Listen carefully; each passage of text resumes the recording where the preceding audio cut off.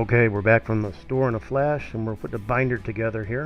This does add some flavor, but it helps bind it too. This is grapeseed oil, so it can handle high heat temperatures before it breaks down and begins to smoke or burn. Then of course, as you can see, this is just going to be mustard and then hot sauce. These are pretty much in equal parts. And we'll get this together and put that on the pork chop. But first we're going to want to make the rub that will also go on them.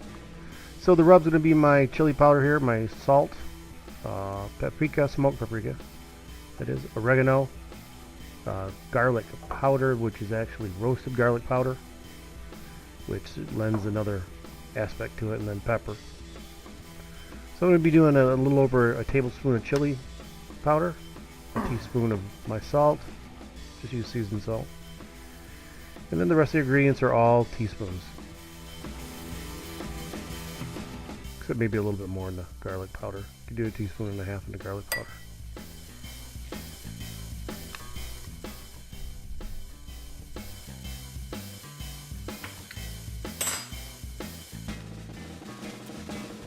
That'll work.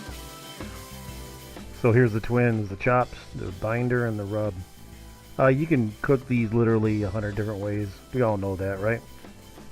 There's charcoal grills, gas grills. There's the cast iron right here that I've done it in a lot, which gives it a great sear. Yeah, but I'm going to do the gas grill, whatever gas grill today. And let's get these ready.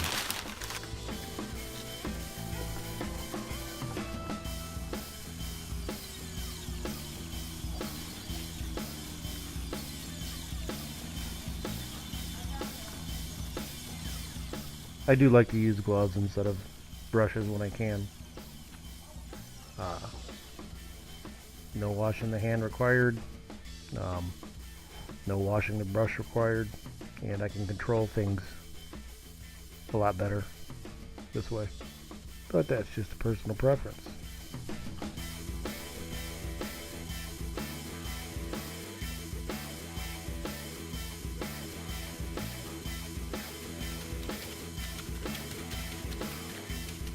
Speaking of different ways to cook, man, check out these Blackstones that got out there.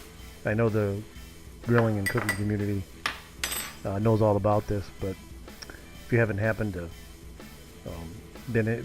gotten into it, check out Chef Johnny, Texas Style Cuisine, Josh and Babe. There's literally almost everybody I know except myself has a Blackstone griddle, and I recently discovered that they don't have to be the big 36-inch griddle. They got the smaller one too. That's still on my wish list.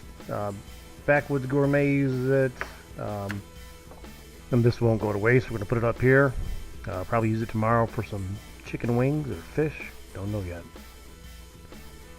So some of you are familiar with this. This is a smoker tube with wood in it. Here's the drill.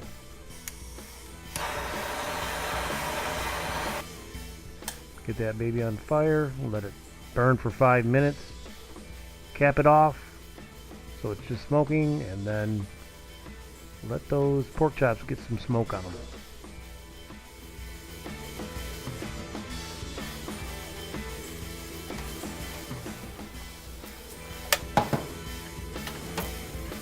Smelling good already.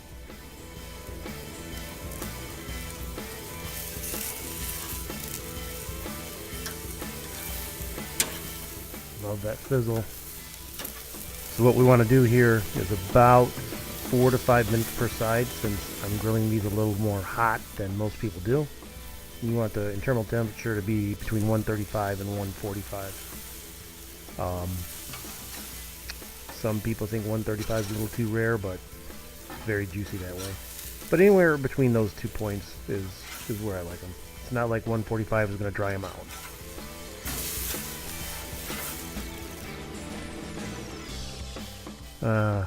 What a sight for sore eyes. So I'm going to do a little trick here, a little butter trick that people in restaurants have been doing forever.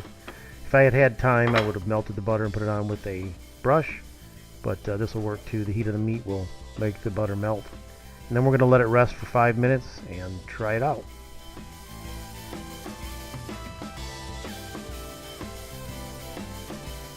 Last quick layer of seasoned salt for another layer of flavor. Let's plate this up. I'm getting hungry. I don't have a regular knife out here in the garage, so I'm gonna have to use my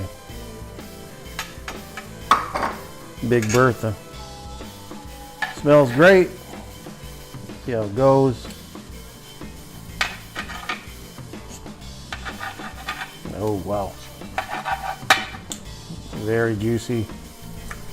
You can smell that, see that, what do you call it? Steam.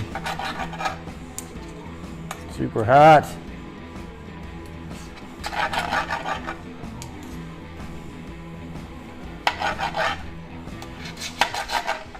Let's give this a try.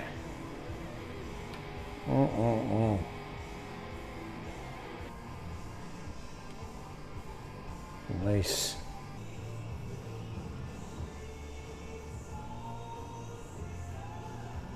Let's try it. Wow. Very good. I can smell and taste the smoke. Even though they weren't on that long in the smoke. I mean, it's not like I smoked them, reverse seared them or anything. But I'm really happy with that freestyled rub. Chili based. You got to try it yourself. Do some version of it. Just try it out. I'm going to leave the ingredients below, even though I already said it audibly. But it is very good. Very good. I'm really happy with that rub. If I made this type of stuff more often, I would probably put it in a bigger jar to have it on hand, because I think this would really taste good with fish as well. So I don't know. Somebody out there, give it a shot. Tell me what you think. I think it's a really good mixture, and you can't go wrong with pork chops. Yes, very good. Well, the family's going to eat, so enjoy, and thanks for watching. Talk to you soon.